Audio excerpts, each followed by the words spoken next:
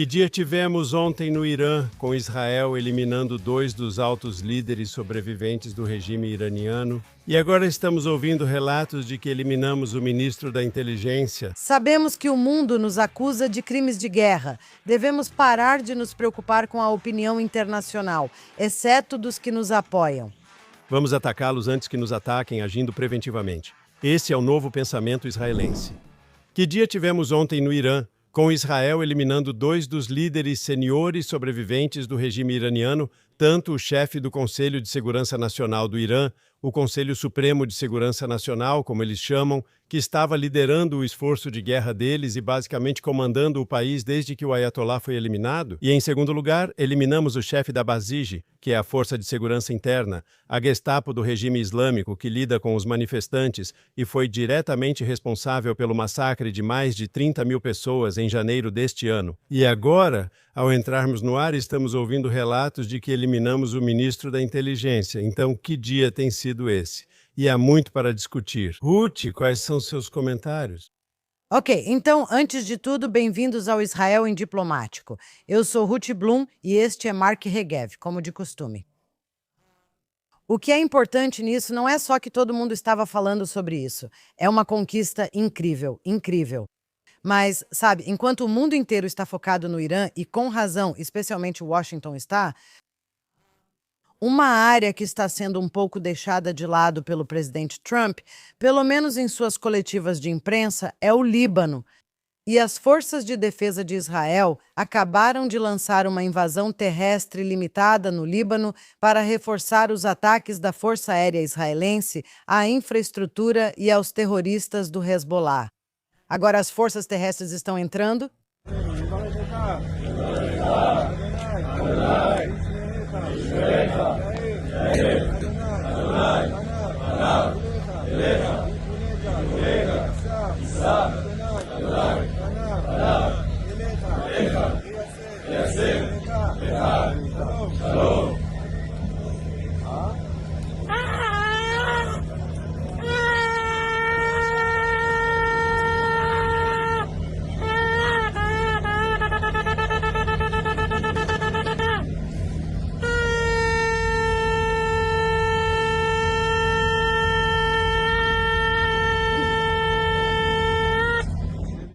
Olha só, aqueles jovens estão prestes a entrar em combate. Eles estão enfrentando um inimigo determinado e comprometido, embora enfraquecido por tudo o que aconteceu até agora. Mas ainda assim, alguns deles, infelizmente, podem acabar mortos. Alguns deles, infelizmente, podem acabar feridos. E mesmo assim, veja o espírito que eles têm ao entrar em combate. Eles sabem que essa missão precisa ser cumprida, conhecem o que o Hezbollah fez no passado e os foguetes lançados contra cidades israelenses. Eles sabem que o Hezbollah é um inimigo implacável que precisa ser finalmente derrotado.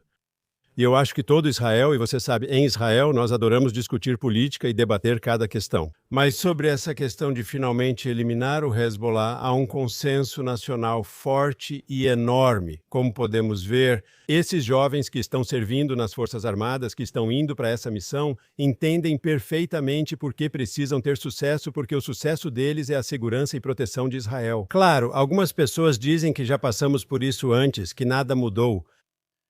Mas eles estão errados. Tudo mudou. Agora temos uma chance de mudar a realidade no Líbano como nunca antes. Primeiro porque estamos tirando paralelamente o Irã da equação e o Irã, sem seu apoio ao Hezbollah, que inclui apoio financeiro, apoio logístico, apoio diplomático e político, treinamento e armas. Sem tudo isso, o Hezbollah não consegue se reconstruir como fez no passado. Na verdade, sem esse apoio ativo do Irã, o Hezbollah está em uma situação muito difícil. Ele já estava em uma situação difícil por causa dos golpes anteriores que Israel infligiu a eles e também por causa das mudanças na Síria. Devido às mudanças na Síria, perderam a ponte terrestre com o Irã, que garantia seus suprimentos. Então, com o oxigênio do Irã sendo cortado do Hezbollah e agora os soldados israelenses indo lá com motivação para atacá-los e atacá-los com força, estou otimista de que estamos em um momento decisivo. Com certeza. Você falou do consenso israelense e está certa, mas há pontos de discórdia. E alguns deles são estes. Alguns israelenses dizem: Não adianta, não vamos derrotar o Hezbollah, pois enquanto esses jihadistas resistirem, já é uma vitória para eles. Então, há quem diga que não há como derrotá-los a menos que você realmente ocupe mais do que apenas o sul do Líbano militarmente, ou talvez até com a administração civil, porque todo mundo fala sobre o chamado acordo de cessar-fogo que Israel fez com o Líbano e o exército libanês deveria garantir esse acordo. E Israel manteve 5 pontos no sul do Líbano e a liberdade de agir assim que qualquer ameaça terrorista fosse detectada. E é isso que vem acontecendo há meses. O problema é o seguinte: estamos falando até o rio Litani, a cerca de 20 quilômetros da fronteira israelense. O problema é o seguinte: há lançadores de foguetes ao norte. Então, existe uma dúvida se isso é suficiente, porque mesmo que isso seja feito e a gente empurre o Hezbollah para trás, quero dizer, para o norte, mais ao norte, longe da fronteira israelense, eles ainda têm foguetes. Sim, a Força Aérea destrói lançadores, elimina terroristas e infraestrutura, o que é muito importante. Mas junto com isso, o presidente libanês está dizendo, sabe, talvez a gente converse com Israel. Vamos fazer algum tipo de acordo. Estamos de saco cheio do Hezbollah. Mas como você e eu sabemos, ele não fala sério, ou até fala, mas isso não tem peso, porque o exército libanês também está cheio de membros do Hezbollah, assim como o governo. Então, realmente não há como o Líbano fazer esse controle para Israel. Só Israel pode fazer isso. Isso nos levará a outra discussão, mas quero que responda isso primeiro. Então vou responder e dizer onde concordo e onde discordo. Sobre a questão das forças terrestres no sul do Líbano, o principal foco ali é destruir a infraestrutura do Hezbollah no sul, certo? Você deve lembrar dos israelenses, especialmente do norte, que viviam com medo de um ataque como o de Gaza em 7 de outubro, onde as unidades de elite do Hezbollah, chamadas Radwan, atravessariam a fronteira para matar, estuprar, decapitar e massacrar como o Hamas fez. E as forças terrestres no sul do Líbano limpando a área, isso exclui essa possibilidade. Você está certo sobre os mísseis lançados ao norte do Litani. Primeiro, podemos neutralizá-los e já estamos fazendo isso. Não dá para eliminar totalmente a ameaça. Quando estava no governo há um tempo, eu não tenho informações atuais, mas lembro de discussões dizendo que o Hezbollah tinha 150 mil foguetes, mais de 150 mil foguetes. Eles tinham a capacidade de disparar literalmente milhares de foguetes em um único dia. Agora, o Hezbollah está nos causando problemas, sabe? Não é nada agradável estar do outro lado, especialmente para as pessoas do norte.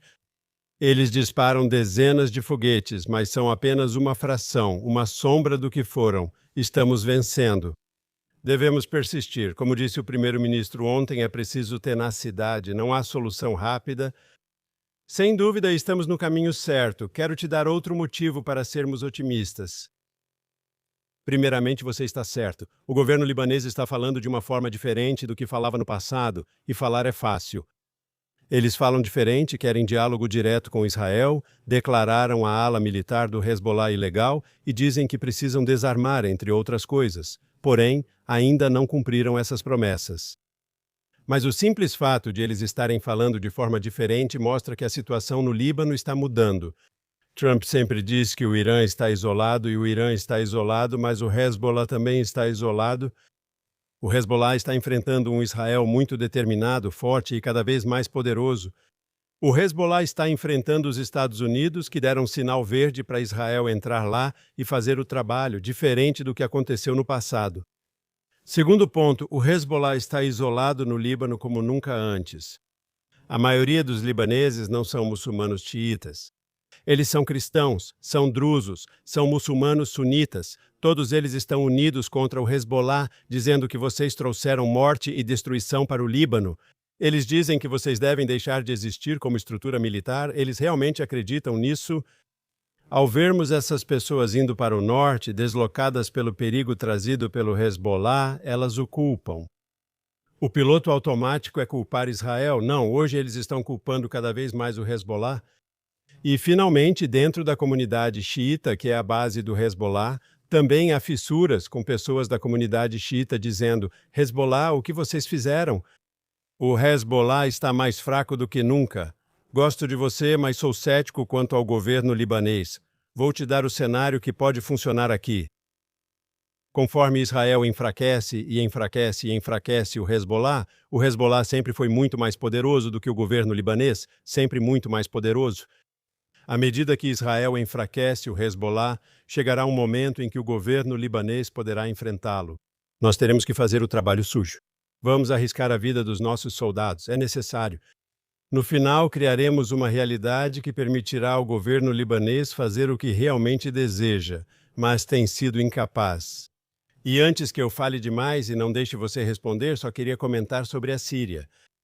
Não temos ilusões sobre o novo líder em Damasco, o ex-jihadista, mas ele odeia o Hezbollah. Ele tem uma você sabe, ele tem uma memória longa de todo o sangue que o Hezbollah causou no país dele e contra o seu povo. Eu não ficaria surpreso se, você visse a Síria realmente agindo contra o Hezbollah no leste do Líbano, onde as forças terrestres israelenses não estarão. Então você tem todo esse, cerco ao Hezbollah internamente, Israel pelo sul, Síria pelo leste. O Hezbollah realmente está no seu, como eles dizem, onde estava Custer em Little Big Horn. Sim, este é o momento em que eles vão ter que encarar. Não vai ser, resolver tudo de uma vez só, mas estamos em uma trajetória que é extremamente positiva. Ok, não, olha, não é que eu discorde de você. Eu geralmente sou otimista em relação ao futuro, contanto que certas coisas aconteçam. Agora, o presidente Trump realmente pediu para a Síria intervir e ajudar entrando no leste do Líbano. Não que eu esteja tão feliz em ter forças sírias lá. Esse é outro cenário que precisamos ficar de olho. Meu problema é com a determinação e também com todo o conceito de guerra israelense, que vimos ser duramente atingido em 7 de outubro, e nós chamamos isso de concepção. Existem muitos aspectos na Conceptia, mas um deles, eu acho, são as raízes disso. Novamente, há muitas facetas nisso. Mas uma das raízes principais disso é aquilo que Israel está sempre se gabando, nossa pureza das armas. E nós tínhamos toda essa doutrina da pureza das armas no exército israelense, criada pelo professor Asa Kasher, que é realmente uma vergonha para Israel, neste momento. Porque o que vimos é que toda a doutrina é que você não deve ferir, que você faz tudo o que pode para não ferir civis, a população inimiga, o que é bom. Todos os israelenses concordam com isso. Mas isso foi longe demais. Há elementos extremos nisso. A questão toda é que temos que ser tão morais que chegou ao ponto em que eu me lembro, muitos anos atrás, quando cada um dos meus 4 filhos estava prestes a entrar para o exército, meu discurso para cada um deles era: eu prefiro te visitar na cadeia, na prisão militar, do que no cemitério. Porque chegou um momento em que os soldados sentiam que precisavam levar um livro de leis para saber o que era permitido ou não. E eram penalizados por muitas coisas que, em outras circunstâncias, não seriam consideradas crimes de guerra ou algo assim, mas sim autopreservação. E aqui está uma das coisas que acho que passamos décadas dizendo ao Líbano: não temos nenhum problema com você e seu povo, é só com o Hezbollah. E esses ataques precisos nos colocaram em perigo. E tenho que te contar, nós até temos nem vou mencionar quem é. Um ministro da Defesa, que já foi chefe do Estado-Maior do Exército, que chegou a se gabar de estar mais disposto a colocar suas próprias tropas em perigo para proteger civis inimigos. Agora, toda essa doutrina precisa acabar. E o que vamos ver, sabemos que o mundo nos acusa de crimes de guerra enquanto estamos sendo atingidos por ogivas de bombas de fragmentação nesses mísseis balísticos que foram disparados contra nós. E a comunidade internacional não comentou nada sobre isso vindo do Irã ou sobre o que vem do Hezbollah. Devemos parar de nos preocupar com a opinião da comunidade internacional, exceto dos que nos apoiam. Não quero expor nossas tropas ao perigo e também preciso defender nossa frente interna. Por isso, não poderemos manter essa precisão cirúrgica. E vamos ter que dizer, olha, vocês, povo libanês, vocês têm que escolher, do jeito que Trump tem falado para a Europa, vocês têm que fazer a parte de vocês, porque senão vocês vão morrer. E nós não queremos que vocês morram. E é por isso, claro, que nós mandamos avisar, dizemos para eles, por favor, saiam do caminho porque nós vamos atacar. Não, nós temos que transmitir uma mensagem de que não queremos machucar vocês, mas vamos fazer isso se for necessário. É melhor assumirem a responsabilidade e enfrentarem o Hezbollah do seu lado. Se não fizerem, também serão alvos fáceis e não será culpa nossa. Será nosso dever para garantir a segurança dos nossos cidadãos. Então você concorda com o secretário de guerra americano, Pete Hegseth, que afirmou que tivemos um exército woke por tempo demais? Concordo com você. Não quero soldados israelenses envolvidos em crimes de guerra. Deus me livre. Mas a ideia de que temos que arriscar nosso povo e dar prioridade à população civil do inimigo em vez da nossa, eu não acho que isso seja lógico. Isso não é lógico. E a ideia de que eu tenho que arriscar a vida dos meus soldados porque estou preocupado, acho que isso nunca foi feito no passado e esperar que Israel faça isso é simplesmente errado. Se cometemos esses erros no passado, sabemos que guerra é um inferno e difícil. Queremos guerras decisivas e proteger nosso povo. Queremos uma guerra mais decisiva, pois pode terminar mais rápido e salvar vidas. E eu concordo com tudo isso e também concordo com você sobre a concepção, como você disse, que 7 de outubro de 2023 foi um ponto de inflexão. Por muitos anos permitimos ameaças do outro lado da fronteira, ou você sabe, além do horizonte, se eu falar sobre o Irã. Ignoramos essas ameaças enquanto tudo parecia calmo e apenas repetíamos, está calmo. Nós ganhamos tempo. E isso obviamente aconteceu em Gaza. E por anos o Hamas usou esse período de calma para construir uma máquina militar formidável. E quando acharam que era o momento certo para eles, o momento ideal, eles nos atacaram com, infelizmente, um sucesso feroz e assassino. Eles mataram 1.200 israelenses e outros estrangeiros, incluídos em 7 de outubro de 2023, pois dissemos que a calma traria calma. E agora eu acho que o público internacional, se quiser entender Israel, precisa entender que para Israel o dia 7 de outubro é um ponto de inflexão.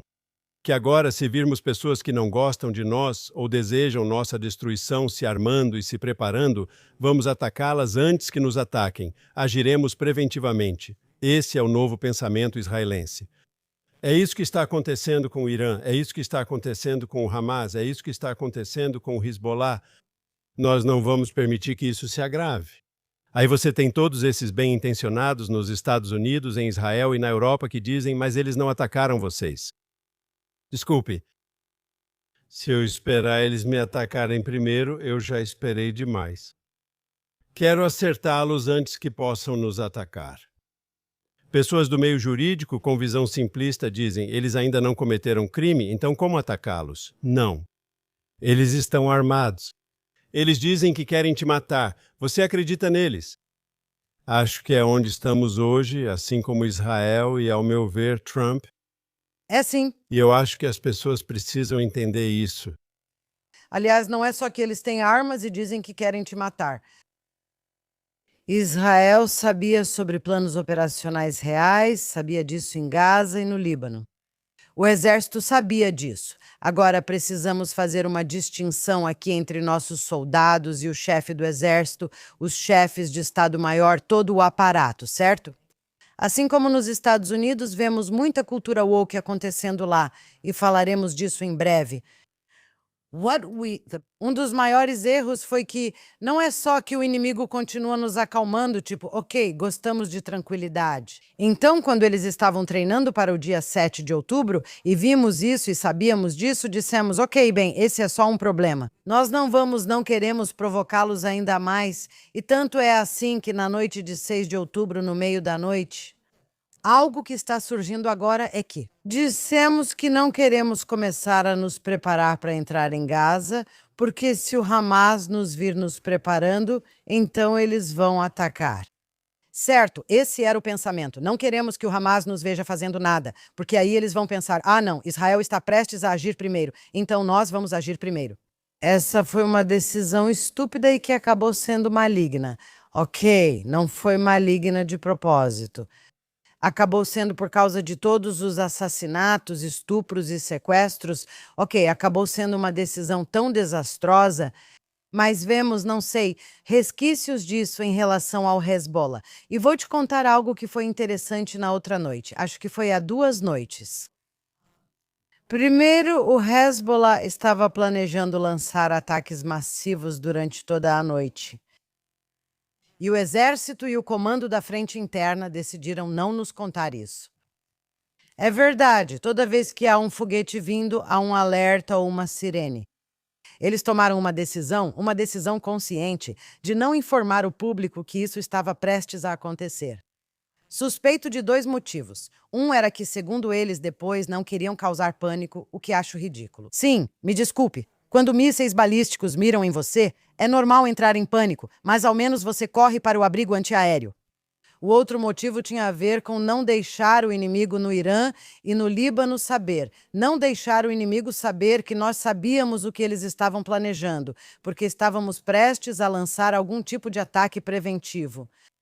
Foi um desastre, porque apesar de os israelenses buscarem abrigo e o Hezbollah atacar a noite toda, as pessoas com razão ficaram furiosas por não terem sido avisadas. Que situação é essa? E isso teve uma espécie de... foi algo que lembrava a velha Conceptia. Desculpe. Sim, você avisa o inimigo que vai atrás dele. Não, você não deixa de avisar a população de que eles vão ser atacados a noite toda. Desculpe, mas isso foi muito revoltante. E como resultado, ontem à tarde, o Exército e o Comando da Frente Interna continuaram repetindo. Entraram no ar e disseram que esta noite o Hezbollah está planejando lançar operações conjuntas, Irã e Hezbollah, foguetes de lá e de lá, mísseis, quero dizer, mísseis balísticos, e avisaram o público, vai ser uma noite difícil, vai ser uma noite difícil, e eles avisaram. E não só avisaram, mas na televisão, como a faixa na parte de baixo estava... avisando, o Hezbollah eles vão lançar porque o público tinha dito, como vocês ousam fazer isso com a gente? E então, e sim, houve ataques graves a noite toda no centro do país, mas principalmente no norte. E, nós realmente temos muita empatia por essas pessoas que vivem onde mal tem tempo. Elas têm talvez um segundo para entrar em seus abrigos antiaéreos. É um desastre, mas é por isso que precisamos buscar a vitória total, a derrota do inimigo e a vitória para Israel. Nós temos que fazer isso porque as pessoas não podem viver assim. É muito difícil para as pessoas do norte de Israel que basicamente não têm tempo. Nós estamos no centro do país, certo? Aqui eles avisam que a sirene vai tocar. Às vezes faltam 5 minutos, outras 3, mas você tem tempo para agir. Só do Irã. Não do Hezbollah, um ataque do Hezbollah, certo? Eles tocam uma sirene e você tem cerca de 1 minuto e meio para chegar ao abrigo antiaéreo. O pessoal do norte não tem isso. Ontem à noite vi mísseis indo tão ao sul quanto Hadera e áreas próximas a Haifa, vindos do norte. Mas só lembre-se, e isso precisa ser dito por tudo o que fizemos nos últimos 2 anos, o Hezbollah poderia ter matado dezenas de israelenses em Tel Aviv e em todo o país. Apesar do sofrimento no norte, as mortes causadas pelo Hezbollah são relativamente poucas.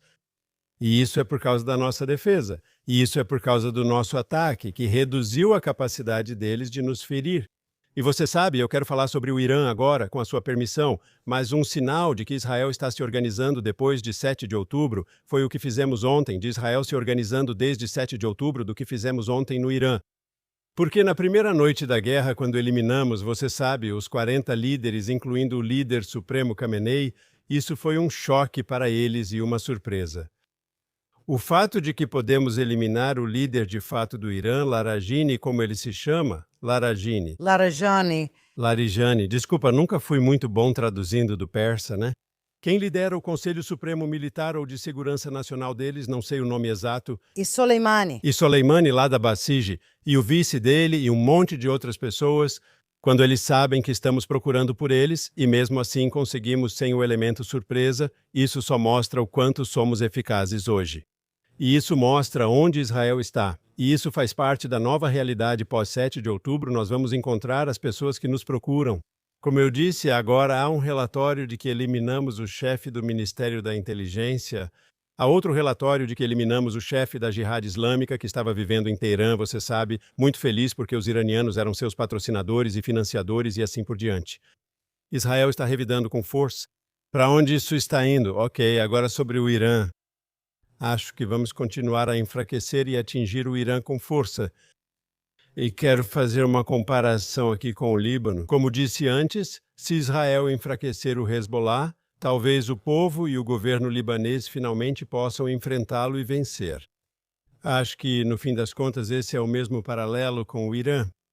Enfraqueça o comando e controle, enfraqueça o regime, elimine os líderes, ataque e ataque com muita força aquela terrível força de segurança interna, a Basij, certo? Como eu digo, eles são como a Gestapo, eles matam qualquer um que proteste.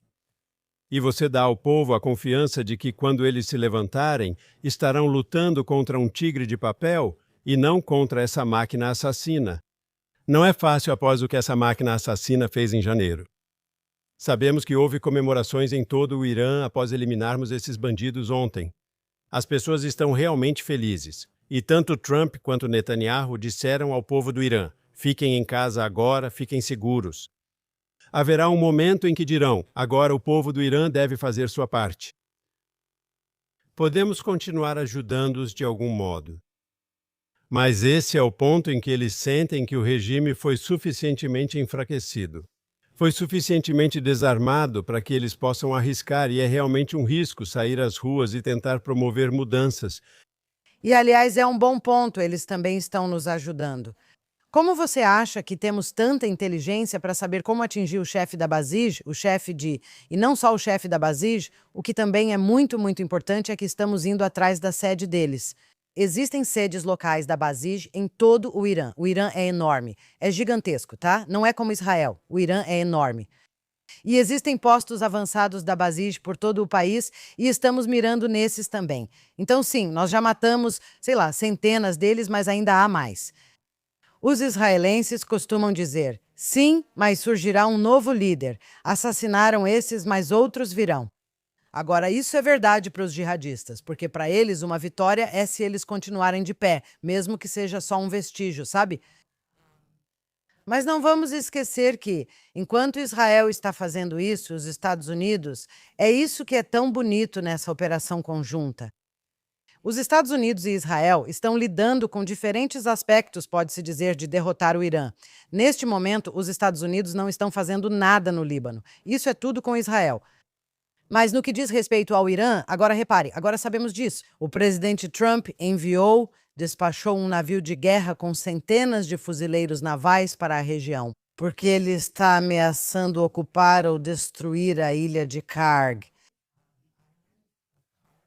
Se é assim que se pronuncia, onde o Irã tem a maior parte de sua infraestrutura de petróleo. E então sabemos que isso está acontecendo. E os Estados Unidos também estão ameaçando os países europeus que, digamos, ficaram à margem, enquanto os Estados Unidos tentam manter o Estreito de Hormuz aberto. Tem muita coisa acontecendo com os Estados Unidos sendo a maior superpotência, e com Trump sendo muito, muito resoluto sobre isso e não cedendo aos democratas ou ao pessoal da direita progressista no Partido Republicano. Vamos falar sobre uma renúncia surpreendente que ocorreu ontem. De sua administração, mostrando que ele está resoluto e determinado. E ele não está cedendo à pressão das pessoas que dizem: vai ser um atoleiro como o Iraque, como o Afeganistão. E ele diz: não, vai ser rápido, mas vai levar o tempo que for necessário. Ele tem sido vago quanto ao prazo. E, aliás, Netanyahu e o exército aqui parecem indicar que, no que diz respeito a Israel, podemos estar lutando por mais alguns meses. No Líbano ou Irã, não está claro se podemos continuar. Quanto ao Líbano... Com certeza, no Líbano, com certeza. Mas ele pode ter querido dizer no Irã. Então eu acho que Trump está sendo deliberadamente vago sobre quanto tempo isso vai durar, porque ele quer manter as opções em aberto, e tenho certeza de que ele está muito bem coordenado. E não para informar o inimigo. Eles só dizem: você quer que a gente conte para você ou para a imprensa o que estamos fazendo? Não! Aliás, há pouco, quando você mencionou que Pete Heige disse que Trump decidiu mudar o nome do Departamento de Defesa para Departamento de Guerra. Isso ainda não passou pelo Congresso, nem foi oficializado, mas já estão chamando assim. Muitos israelenses disseram: sabe de uma coisa? as forças de defesa de Israel, isso já diz tudo, mostra qual era a mentalidade. E talvez a gente também pudesse mudar um pouco o nome. Não tenho certeza se sou a favor disso, mas essa é uma outra discussão. Vamos falar sobre a renúncia agora. E eu tenho estado, qual é a palavra? Decepcionado com muita da cobertura de todo o conflito, sim, mas principalmente com a cobertura da renúncia, porque às vezes ouço ele ser descrito como um tipo de pacifista, esse Joe Kent. Sim. Eu lembro do nome dele porque minha mãe costumava fumar cigarros Kent. Então é fácil para mim lembrar, né? Que ele é apresentado como esse tipo de pacifista que não entende, sabe, e tudo mais. E qual é a verdade? Agora, algumas pessoas estão relatando isso. Esse homem, ele fazia parte do governo, mas tinha atitudes racistas e antissemitas. E aqui eu fico feliz que ele tenha saído, certo? Tem uma crítica, e você nasceu nos Estados Unidos. Eu não nasci nos Estados Unidos, mas ainda assim, por mais que eu ache que o presidente Trump faz um trabalho fantástico aqui, certo? Eu o critico por ter em sua administração, em primeiro lugar, pessoas com uma visão de mundo racista e antissemita. A coalizão MAGA talvez também incluísse algumas dessas pessoas. Eu só espero que isso acabe logo, sim, que essas pessoas não possam continuar em posições de influência. Olha, não vamos esquecer que Joe Kent, antes de tudo, serviu em 11 missões no Iraque. Então, sabe, ele é um herói de guerra e tudo mais. E deixa eu só dar um pouco de contexto, porque ele, que há apenas um ano foi confirmado, o Senado confirmou a nomeação dele como chefe de contra-terrorismo, tá?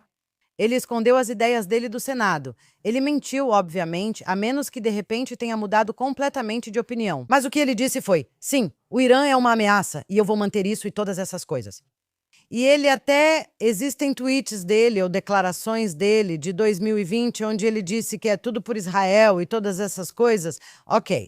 Então, primeiro, vamos dar ao Trump o benefício da dúvida de que ele não o via como um apoiador neonazista. A outra coisa é o seguinte: é verdade que os groypers, os incels e os apoiadores neonazistas nos Estados Unidos tendiam a votar no Trump. Isso é verdade. E nós conhecemos Tucker Carlson. Carlson era muito próximo do círculo íntimo do Trump, mas sabemos que Trump os rejeitou. Ele veio a público, graças a Deus, e disse: não, não, isso não é o que o MAGA representa. Eu rejeito o antissemitismo. Eu rejeito essas pessoas, Tucker Carlson, Megyn Kelly e Candace Owens. Ele disse: não, esses aí, basicamente falou, vocês são idiotas, não sabem do que falam. E também eu tenho a sensação de que Tulsi Gabbard, a chefe da Inteligência Nacional, deve estar de saída porque ela era a chefe do Joe Kent. E ela disse há um ano que o Irã não é uma ameaça. E depois ela meio que teve que voltar atrás nisso. Foi tipo: você tá brincando comigo? Então você diz: essas são as pessoas no comando. Então Trump está limpando a casa, o que é importante. Ele cometeu um erro. Embora ele tenha dito: eu sempre achei Kent fraco. Bem, se você sempre achou ele fraco, por que o nomeou para esse cargo? Mas tudo bem, pelo menos isso está forçando Trump a se posicionar contra essa parte do MAGA repetidamente. E ele tem feito isso de forma consistente. Eu só gostaria de acrescentar mais um ponto sobre Joe Kent, que é como vemos essa ferradura da extrema esquerda e da extrema direita. A primeira esposa de Joe Kent foi morta em um atentado suicida do Estado Islâmico na Síria. Ela era militar. Os Estados Unidos estavam lutando na Síria. Agora ele está dizendo que Israel foi responsável pela morte dela. Ele também está dizendo que Israel arrastou os Estados Unidos para a guerra do Iraque, o que é uma mentira total. E agora ele está dizendo que o Irã não é uma ameaça e que Israel está pressionando. Israel convenceu Trump de que o Irã é algum tipo de ameaça. Ele disse coisas absurdas em sua carta de renúncia. E sabe de uma coisa? É bom, está tudo às claras. Tanto que Mark Levin tem dito: ok, dou 2 dias antes dele aparecer no podcast do Tucker Carlson e da Candace Owens. E na verdade, acho que eles já o convidaram. Mas a esposa atual dele, aquela era a primeira esposa dele que morreu em 2019. A esposa atual dele é uma radical de extrema esquerda. Então é isso. Vemos o encontro da extrema direita com a extrema esquerda acontecendo. E eu só espero que Trump deixou claro sobre isso, que ele não está do lado dessas pessoas. E aqui eu quero dizer algo. Você mencionou muito brevemente antes sobre os problemas na relação transatlântica entre os europeus e os americanos. E basicamente o que Trump diz. Estou parafraseando, claro, embora não se possa parafrasear Trump porque ele tem um jeito único, mas esses países que ajudamos a proteger desde o fim da Segunda Guerra Mundial, durante toda a Guerra Fria, salvamos na guerra e os protegemos desde então. Nós os apoiamos e eles não nos apoiaram quando precisamos deles, especialmente agora.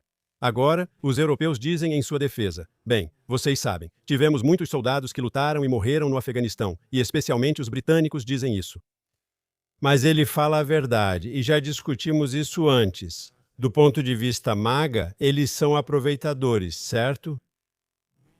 Gastamos bilhões ou trilhões, como Trump diria, para defender e proteger eles, seja falando dos europeus, do Japão, da Austrália ou da Coreia do Sul. Sim, gastamos bilhões para mantê-los seguros. Vocês tiveram mais dinheiro porque pagávamos suas contas e puderam crescer para competir conosco.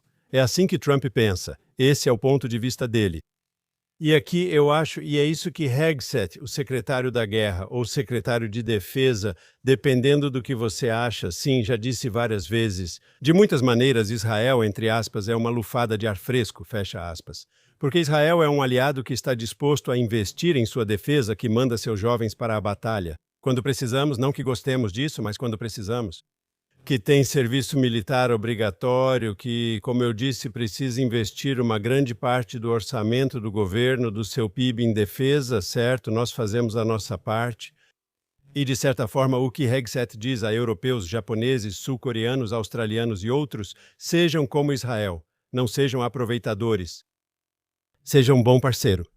Ajude a se defender e nós vamos ajudar a defender você e nos ajude quando precisarmos de você. E eu acho que isso, porque nosso tempo está acabando, temos que terminar com isso. Mas isso, no final das contas, é algo que eu acho que mostra que a relação entre os Estados Unidos e Israel, apesar de todo o barulho, Israel é um bom aliado. Nós vamos continuar sendo um bom aliado. Nós fazemos a nossa parte. Sim. Acredito que hoje, mais do que nunca, os Estados Unidos valorizam isso. Ah, com certeza. E eu só vou terminar com uma pequena anedota sobre algo que Hegseth disse recentemente. E eu estou apenas parafraseando, porque não tenho a citação exata aqui, mas ele disse algo mais ou menos assim: quando os iranianos olharem para o céu, o que eles vão ver são as estrelas e listras, e a estrela de Davi. Acho que eles estão no subsolo, não olhando para o céu. A Força Aérea. Não é o que eu estou dizendo. Eles estão com medo demais para olhar para cima. Com medo demais para olhar para cima. Com isso, eu me despeço. E vamos ver. Estaremos de volta na próxima semana.